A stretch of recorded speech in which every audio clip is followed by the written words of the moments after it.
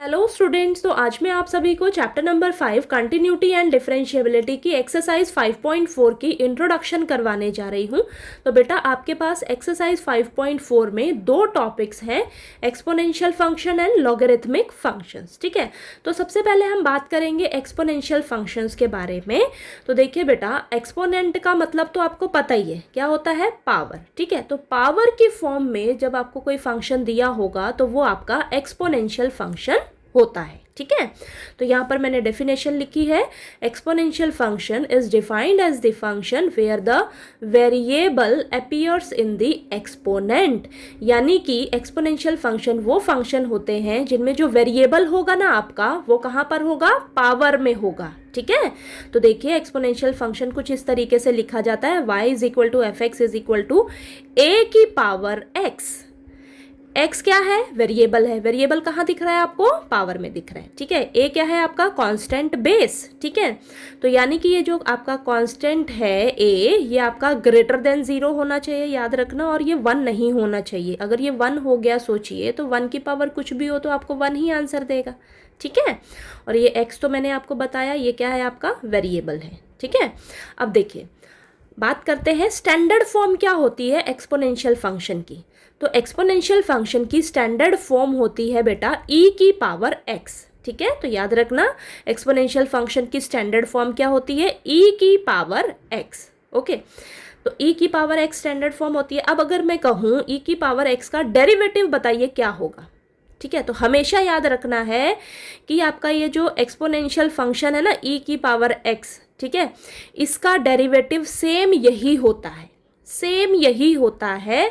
बस अगर आपको यहाँ पर x की जगह कुछ और दिया है पावर में, तो आपको पावर का डेरिवेटिव लेना कभी नहीं भूलना है। ठीक है, यहाँ पर तो x है बच्चा, तो x का डेरिवेटिव तो 1 हो जाएगा, उसको नहीं भी लिखोगे तो चलेगा। तो e की पावर x का डेरिवेटिव क्या होगा? वही सेम ही होगा, e की पावर x।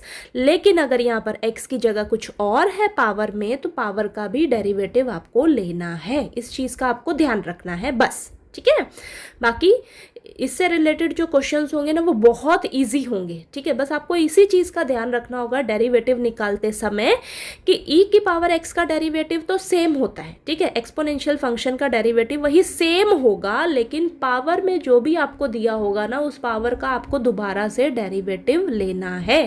पावर का डेरिवेटिव निकालना आपको नहीं भूलना है। ठीक है, चलिए आगे हम कुछ और टॉपिक्स इसमें कवर करते हैं।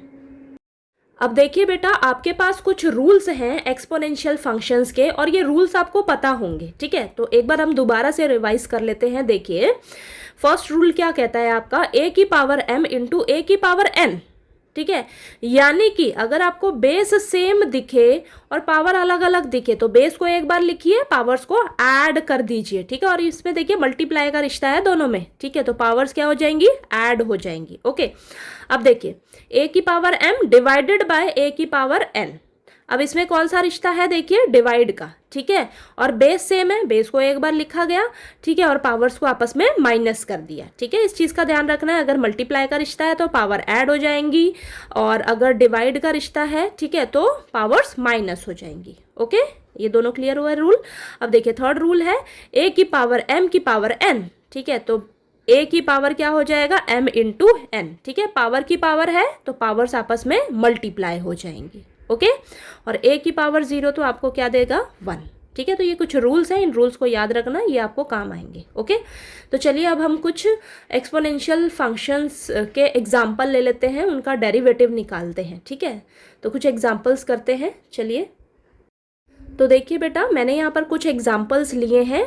अब इन एग्जाम्पल से हम समझते हैं कि कैसे हम एक्सपोनेंशियल फंक्शंस का डेरिवेटिव जो है वो निकालेंगे। ठीक है, तो फर्स्ट एग्जाम्पल तो मैंने आपको स्टार्टिंग में ही बताया कि अगर आपके पास e की पावर x है, तो इसका डेरिवेटिव क्या होगा? यही सेम ही होगा, यही सेम होगा। पावर में x है तो x का डेरिवेटिव तो 1 होता है। ठीक है, तो e की पावर x का डेरिवेटिव e की पावर x ही रहेगा। ठीक है, नेक्स्ट एग्जाम्पल देखिए, y is equal to e की पावर माइनस x।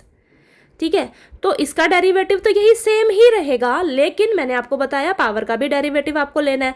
अब यहाँ पर पावर x नहीं है बच्चा, क्या है, माइनस का x है, तो माइनस का x का आप दोबारा से डेरिवेटिव लोगे तो क्या आएगा आपके पास, माइनस का 1।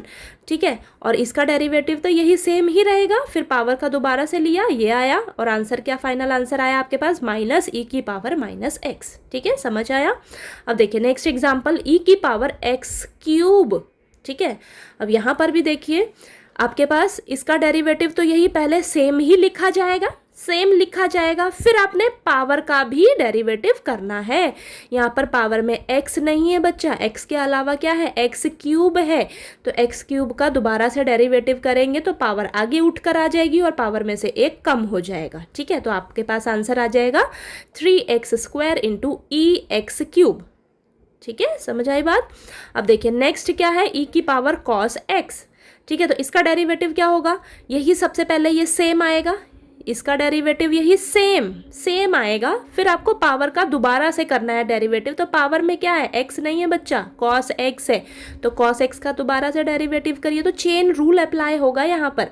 तो cos x का डेरिवेटिव क्या होता है, माइनस का साइन x, तो फाइनल आंसर है आपके पास माइनस साइन x इंटू ई cos x।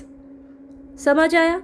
किसी भी एग्जाम्पल में कोई भी डाउट आए तो प्लीज़ बताइएगा, और जब आप क्वेश्चंस करोगे ना एक्सरसाइज के, तब आपके बहुत इजी हैं क्वेश्चंस। ठीक है, ओके, तो देखिए आपको ये क्लियर होंगे कुछ एग्जांपल्स एक्सपोनेंशियल फंक्शंस का कैसे हम डेरिवेटिव करेंगे। ठीक है, तो चलिए अब हम लॉगरिथमिक फंक्शन पढ़ते हैं। ठीक है, अब नेक्स्ट टॉपिक है आपके पास लॉगरिथमिक फंक्शन। तो देखिए बेटा, लॉगरिथमिक फंक्शन जो है वो बिल्कुल इनवर्स होता है एक्सपोनेंशियल फंक्शन का।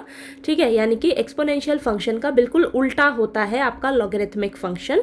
तो अगर मैं कहूँ कि डेरिवेटिव बताइए लॉगरिथमिक फंक्शन का, यानी कि log x का डेरिवेटिव क्या होगा, log x का डेरिवेटिव होता है बेटा 1/x।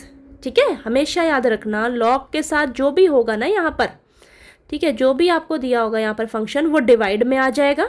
ठीक है, और उस फंक्शन का आपको दोबारा से डेरिवेटिव निकालना है। ठीक है, चेन रूल अप्लाई होगा। क्या बोला मैंने, लॉग के साथ जो भी होगा यहाँ पर x है, तो देखिए x डिवाइड में आ गया, x का दोबारा से डेरिवेटिव करोगे तो वो तो 1 आएगा। ठीक है, उसको नहीं भी लिखेंगे चलेगा। ठीक है, तो यहाँ पर 1/x आ जाएगा आपका log x का डेरिवेटिव। ठीक है, समझ आई बात। लॉग के साथ जो भी होगा वो डिवाइड में आ जाएगा और फिर इसका हम दोबारा से डेरिवेटिव निकालेंगे। ओके, तो जब आप क्वेश्चंस करोगे तब ये बहुत इजी है, आपको जल्दी से समझ आ जाएगा। ठीक है, तो यहाँ पर देखिए कुछ लॉगरिथमिक फंक्शंस के रूल्स हैं हमारे पास, इन रूल्स को आपको दिमाग में रखना है। ठीक है, ये जो रूल्स है ना, ये आपको बहुत काम आएंगे। ठीक है, बहुत काम आएंगे। आपको कोई कॉम्प्लिकेटेड फंक्शन दिया होगा तो उसको सिंपल करने के लिए बहुत काम आएगा लॉगरिथमिक फंक्शन के रूल्स। ठीक है, तो देखिए फर्स्ट रूल कहता है log m की पावर n, log m की पावर n। अगर आपको कोई फंक्शन इस तरीके से दिखे, ठीक है, तो आप क्या कर सकते हो, ये जो पावर है ना बेटा, पावर आगे उठकर आ जाएगी। ठीक है, बस पावर जो है वो आगे उठकर आ जाएगी, तो क्या हो जाएगा, n इंटू लॉग m। समझ आया पहला रूल। देखिए log m की पावर n क्या हो जाएगा, पावर आगे उठकर आ जाएगी, n इंटू लॉग m, ये हो जाएगा। ठीक है, नेक्स्ट रूल है log m into n, log m into n। ठीक है, log यहाँ पर m इंटू मल्टीप्लाई में है, तो क्या करेंगे आप, मल्टीप्लाई है, बीच में प्लस का साइन हो जाएगा और log m plus log n। ठीक है, अब देखिए log m divided by n, अब डिवाइड में है तो बीच में माइनस का साइन रहेगा, तो log m minus log n। समझ आया। नेक्स्ट log 1 का क्या होता है, 0। ठीक है, तो ये कुछ रूल्स हैं लॉगरिथमिक फंक्शन के, इनको आपको याद रखना है हमेशा। ठीक है, ये बहुत काम आएंगे आपको। ओके, तो चलिए जो भी 2 टॉपिक्स थे आपके पास इस एक्सरसाइज 5.4 में यूज़ होने वाले हैं जो, वो हमने इस वीडियो में कवर कर लिए। ठीक है, तो आपको कंसेप्ट अगर क्लियर आ गया हो तो प्लीज़ वीडियो को लाइक कीजिएगा, शेयर कीजिएगा और सब्सक्राइब कीजिएगा चैनल को। Thank you so much. और जब आप एक्सरसाइज करोगे ना इसकी एक्सरसाइज 5.4, तब आपको ये बहुत इजी लगेंगे, एक्सपोनेंशियल फंक्शंस का डेरिवेटिव निकालना और लॉगरिथमिक फंक्शन का डेरिवेटिव निकालना। ठीक है।